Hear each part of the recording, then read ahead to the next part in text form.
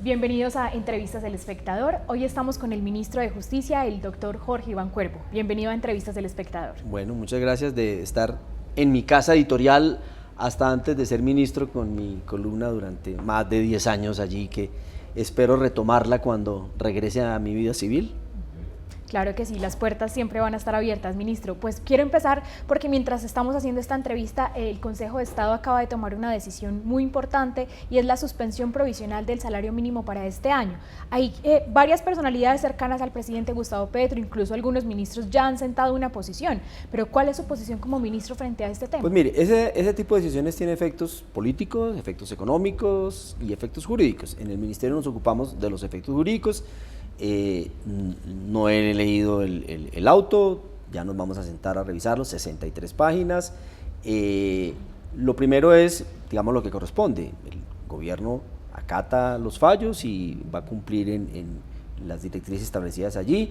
Hay que ir pensando entonces primero en el decreto transitorio, para lo cual dio el Consejo de Estado 8 días para un decreto transitorio de una nueva fijación del salario mínimo, y se van a presentar los recursos de ley correspondientes ante el Consejo de Estado, y de acuerdo con las propias directrices que están establecidas allí en el auto, seguramente plantear un nuevo decreto de salario mínimo luego del transitorio que recoja las directrices que establece el auto, que le digo, mirado de manera muy superficial porque pues acaba de salir y no quiero adelantarme a opinar sin tener buen conocimiento de causa, que es como un principio claro de cualquier abogado, ¿sí? Claro, ministro. Sí. Pero se lo pregunto también porque varias personalidades políticas y algunos ministros también han dicho que esta es una acción de las Cortes en contra del pueblo.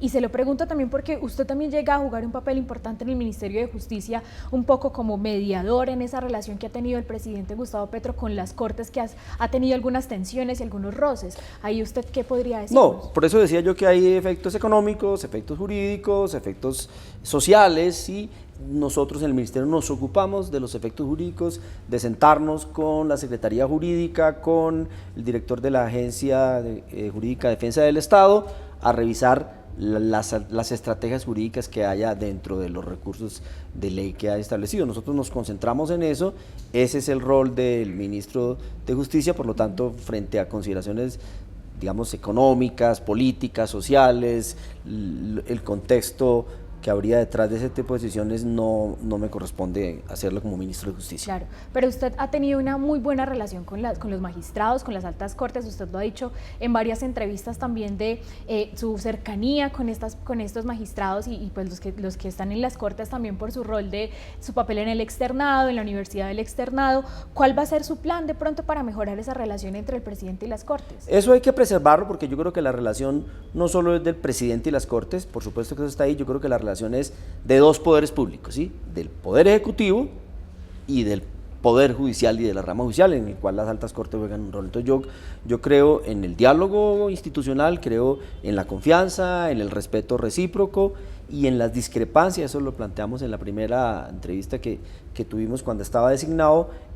Las discrepancias y las discusiones, para eso existen los recursos de ley y los diálogos institucionales para tramitarlas como corresponde. Por lo menos ese es el rol que vengo a cumplir en el Ministerio de Justicia.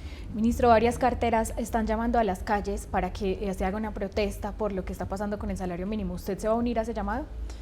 Insisto, digamos, esos son los llamados efectos políticos de la decisión. Si uno mira cuáles son las funciones del ministerio, es concentrarnos en el tema jurídico, y estos llamados a la movilización, por supuesto, que hacen parte, digamos, del portafolio de recursos que en un momento determinado tienen gobierno en el contexto de una democracia. Pero mi énfasis va a estar, digamos, en el análisis jurídico, en el análisis de los recursos que se puedan presentar y de las alternativas y de las estrategias que plantea el Consejo de Estado en su acto, siempre pensando en la protección de los derechos de los trabajadores, de mejorar el ingreso de los trabajadores, porque me parece que eso es lo que está ahí de fondo en la discusión política que generalmente procede a estas decisiones.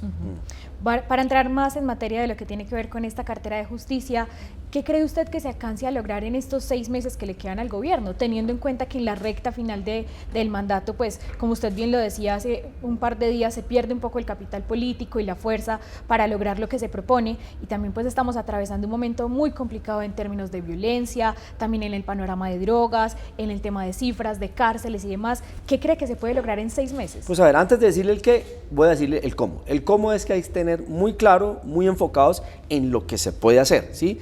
Y entonces hay algunos temas de agenda legislativa que tienen prioridad, por ejemplo, jurisdicción agraria y el marco jurídico para la paz, junto a otros proyectos de ley. Pero esos dos son claves, por lo tanto, toca empezar rápidamente, movernos bien con el Congreso, con las distintas bancadas, porque lo que he revisado es que, por ejemplo, en materia de jurisdicción agraria estamos atrapados en un par de temas, en 2 artículos, el 9 y el 12 procedimental, sobre el tema de clarificación de la propiedad. Ahí ya, por ejemplo, tengo una reunión planteada con el presidente de la SAC, con el doctor Bedoya, para escuchar sus opiniones frente al tema. Frente al tema de marco jurídico para la paz, tengo reunión ya en la próxima semana con el alto comisionado Oti Patiño para revisar en detalle, digamos, como cuáles son esos temas. Entonces, en materia de agenda legislativa, ese va a ser como el foco. Pero hay otros temas que llamémoslo de la gestión administrativa del ministerio, que también tienen prioridad. Uno, a la aprobación del Plan Nacional de Política Criminal, ese es clave, ya hay un documento que está muy avanzado. Dejar los lineamientos para la actualización del Plan Decenal de Justicia 2028-2038, eso implica un escenario de concertación muy importante con la rama judicial, con la Defensoría del Pueblo, con la Procuraduría General. Voy a convocar rápidamente de nuevo la Comisión de Reforma Judicial, porque yo creo que ahí se había avanzado, esa se apagó un poco, la vamos a retomar, que de ahí salgan lineamientos técnicos muy claves que alimenten el próximo plan de desarrollo y el próximo plan de desarrollo de la rama judicial que hace el Consejo Superior de la Judicatura. Les vamos a entregar unos insumos para que ellos, en el ejercicio, por supuesto, de su autonomía e independencia. Y ayer, por ejemplo, yo empecé a escuchar, pues llevo un día acá, empecé a escuchar todo lo que tiene el equipo de trabajo para proponer. Ya escuchamos a un viceministerio, ahora seguimos con el otro, y pues me quedé gratamente sorprendido de todas las cosas que hay que hacer, unos temas que quizás no tienen tanto brillo ante medios de comunicación, temas de casas de justicia, métodos alternativos de solución de conflictos, bueno, una cantidad de cosas que a mí me parece que son como la esencia del Ministerio de Justicia, solo que aquí los temas a veces de droga, de extradiciones, se lleva como la atención mediática, pero hay una cantidad de cosas. Ayer me presentaron, hay muchísimo trabajo por hacer en el marco de los proyectos de inversión del Ministerio. Hay que acelerar la ejecución al máximo donde podamos con las restricciones que tenemos ahora con la ley de garantías, y la idea es dejar bien cerrado, digamos, esta etapa del Ministerio en términos de inversión, y sobre todo dejar bien delineado las acciones que en materia de justicia debería seguir el próximo gobierno y el sistema judicial, le hace rama judicial, fiscalía, todo. Por ejemplo, uno de los temas que quiero poner en la discusión, es necesario, ya también tengo reunión próximamente con la Sala Penal de la Corte Suprema de Justicia, empezar a conversar sobre una reforma al sistema penal acusatorio. Ahí hay cosas muchísimas por corregir, muchas cifras, demasiado archivo de las imputaciones, y me parece que ese es un tema porque eso toca directamente las inquietudes que tiene la ciudadanía sobre el tema de la seguridad. Sí, esto que aparece en medios, que entonces la policía tiene la capacidad de capturar y los jueces los dejan en libertad. Bueno, es que estamos en un Estado de Derecho, hay jueces de control de garantías que tienen que hacer velar las garantías, pero yo creo que sí hay que hacer muchos ajustes, por ejemplo, al tema del sistema penal acusatorio. Eso significa diálogo con Fiscalía, diálogo con el Consejo Superior de Política Criminal, que nosotros presidimos, la Sala Penal de la Corte Suprema de Justicia. Así que, si yo le digo esto, y yo me planteo el escenario, que eso lo tenemos que hacer en 6 meses y un poco menos, vamos a tener que trabajar, como se dice coloquialmente, 24/7 para sacar adelante esta agenda. Claro, voy a devolverme solo un poco para hacer énfasis en un punto, y es en la ley de sometimiento que quedó estancada desde la salida del ministro Montealegre. Y se lo pregunto porque ese es el piso jurídico de muchas negociaciones de paz que tiene en este momento el gobierno Petro, por ejemplo la de Medellín, que hace poco buscaron firmar un nuevo acuerdo de paz, pero pues no hay una garantía para las bandas, por ejemplo, que están en Quibdó, Buenaventura, Medellín, que tienen unas mesas de paz igual que Barranquilla. ¿Usted qué garantía le da a esas mesas de paz que están tambaleando o están en un limbo porque no hay piso jurídico? Sí, eso es prioritario, por eso tengo reunión con el alto comisionado el día martes, tenemos reunión con él y ahí vamos a definir cuál es la estrategia para darle cobertura jurídica hasta el final del gobierno y ojalá más adelante a esos procesos de negociación.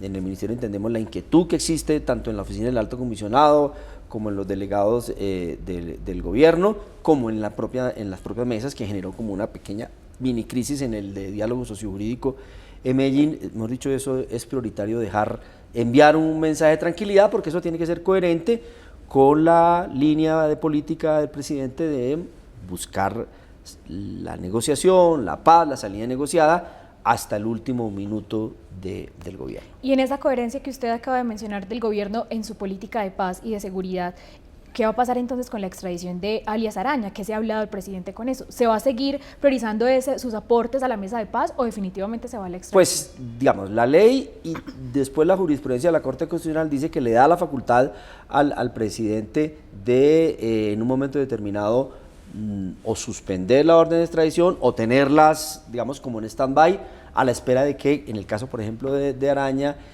haya gestos de paz. Sí, en este caso, en el caso de alias Araña, el gesto de paz era erradicación de un número de hectáreas de hoja de coca. Entonces, digamos, estamos a la espera de la información que llegue de las propias mesas de negociación, si evidentemente se han dado esos gestos de paz, y esos gestos de paz seguramente serán evaluados en su momento por el presidente y el alto comisionado sobre si continúa la negociación y las extradiciones suspendidas, o el presidente, que tiene la discrecionalidad jurídica y constitucional para, digamos, proceder en un momento determinado con que eso se materialice. Pero, digamos, eso siempre va a ser una revisión que hará la oficina del alto comisionado, el presidente de la República y el Ministerio de Justicia tendrá que estar acompañando allí la lectura jurídica y un poco la estructura jurídica de eso, siempre pensando en que la paz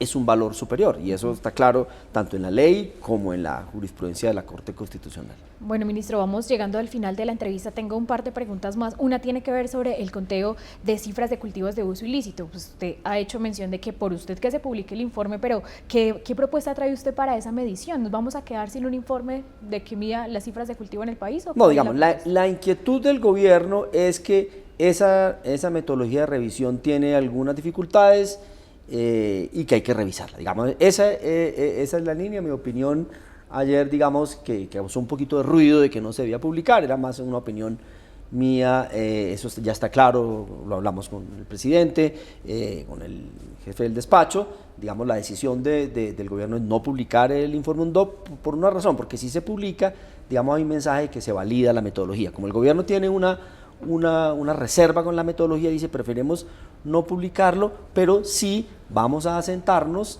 con los actores a revisar, digamos, todo el tema de la potencialidad, el tema de que la productividad, por ejemplo, es distinta en el sur, que no es la misma en el Putumayo, que en el Catatumbo, y la metodología parecería, digamos, equiparar un poco esa productividad. Entonces yo creo que esa metodología se puede ajustar. Una de las cosas que ha pasado interesante en estos días es que la Policía Nacional está en condiciones de hacer mediciones casi en tiempo real del avance, y pues está entregando informes periódicos. Yo creo que ese es un insumo importante que tiene el gobierno, siempre pensando en que este gobierno sigue teniendo una decisión política de seguir enfrentando, digamos, los cultivos ilícitos. O sea, el punto es la discusión sobre las metodologías de medición, la discusión de cómo hacerlo, eso siempre está ahí en la carpeta, pero la decisión de seguir enfrentando sobre todo la producción y de cultivos ilícitos, eso no ha cambiado, y el ministerio, digamos, claramente ya un poco con más información sobre el tema, está claro que que la publicación del informe no procede, en la medida en que eso implicaría una validación de esa metodología, que es la que está, digamos, en discusión en este momento sobre los criterios, sobre, bueno, en fin, sobre todo lo que está pasando allí. Claro, y sobre el tema de cárceles, específicamente sobre el tema de la extorsión, recientemente el IMPEC y el ministro de Justicia que estaba encargado en ese momento, Andrés Hidárraga, realizaron un mega operativo en las cárceles del país, pero ¿usted no cree que eso es un poco un pañito de agua tibia a la problemática? ¿Cuál es su propuesta para eso? Claro, eso hay que seguirlo haciendo, sí, eso hay que seguirlo haciendo, pero claramente eso implica una medida mucho más estructural que pasa por lo técnico, ¿sí? Entonces, dicen los técnicos que hay una complicación en que las empresas que proveen esos sistemas de inhibición de señales están en banda 4G y entonces nuestros celulares ya están en banda 5G, entonces hay capacidad en este momento de inhibición de señales en algunas de las cárceles, pero para que eso se haga estructural y sostenible toca seguir, digamos, recogiendo información y sobre todo afinando esos aspectos técnicos que, digamos, ya son bien complicados y lo estamos trabajando, conversando ya con el director del IMPEC, por supuesto, que es el coronel Gutiérrez, que está al frente del tema y tiene todo el apoyo tanto del presidente como del ministerio en eso, que sabemos que es un gran problema, no solo, digamos, para el país, sino incluso con consecuencias transnacionales como lo que pasó con El Salvador. Claro, ministro. Bueno, pues agradecerle mucho por este espacio aquí en El Espectador. Tengo una última pregunta y es, usted al inicio cuando lo nombraron fue un poco polémico por sus redes sociales. ¿Usted va a ser un ministro tuitero? No, sabe que estamos revisando eso. Voy a ser un ministro, digamos, sí, todavía no tengo claro si seguir usando esa cuenta. Me parece que está produciendo más ruido de lo que debería y eso, digamos, me saca de foco y me saca de mi foco, que es estos 6 meses de trabajo juicioso. Entonces, perder tiempo quizás en la red discutiendo cada tuit escrito, quién sabe en qué momento, bajo qué circunstancias, que siempre lo he dicho, en el ejercicio de mi libertad de expresión como ciudadano. Y hay un antes y un después. A partir del 12 de febrero, en el que soy ministro de Justicia, tengo que cambiar muchas cosas, y una de las cosas que tengo que cambiar es que cuando yo hable como ministro ya no soy un ciudadano común, tengo que hablarle a la ciudadanía y al hablarle a los medios yo tengo que tener, digamos, un modo distinto, un modo de respeto, un modo de lograr consensos, de que mis declaraciones no contribuyan a la confrontación, a la polarización. Yo creo que digamos, la justicia y el derecho como valores son muy importantes para una sociedad, pero la justicia y el derecho están siendo muy afectados en estos tiempos de sociedades polarizadas y de sociedades fragmentadas. Entonces uno como ministro, por ejemplo, de una red social, creo que no puede contribuir a eso, y eso es un llamado de atención y digamos, un mensaje de autorrestricción que me tengo que hacer. Entonces, si vamos a plantear un nuevo escenario de comunicación, puede ser a través de la misma red X, porque el ministerio tiene otros medios de comunicación que estamos usando, sí, Instagram, TikTok, Facebook, y ahí, digamos, que un poco la instrucción que he dado es mucha información de lo que hacemos, que el ciudadano sienta que el ministerio y el ministro están pendientes de las necesidades de los ciudadanos, de todo esto, y quizás entonces haga un giro y mi presencia y mi comunicación en esa red social sea de información, de comunicación, de tirar línea, de hacer otro tipo de cosas, evitar los debates innecesarios, y si hay algún debate que yo considero relevante, darlo en los términos que los daría un ministro de Estado, respetuosos, sin altisonancia. Sí, quizás lo único que sí conserve es poner mi fotico de viernes de algún artista de rock que va a estar ahí, que es de lo que me han reclamado, porque la tengo un poquito apagada, y me escriben y me dicen, extrañamos su foto de viernes de algún grupo de rock. Bueno, esa sí me parece que podría ser chévere, porque la gente ve esa foto y dice, ay, ya como que cerramos la semana y nos vamos como tranquilos a la casa a escuchar musiquita, que es una de mis pasiones preferidas. Perfecto, ministro. Pues gracias por acompañarnos hoy en Entrevistas El Espectador y pues gracias por las declaraciones también. Perfecto, muchas gracias. Bueno, ustedes los invitamos a seguir conectados a Entrevistas El Espectador y a seguir los canales también de nuestras redes sociales.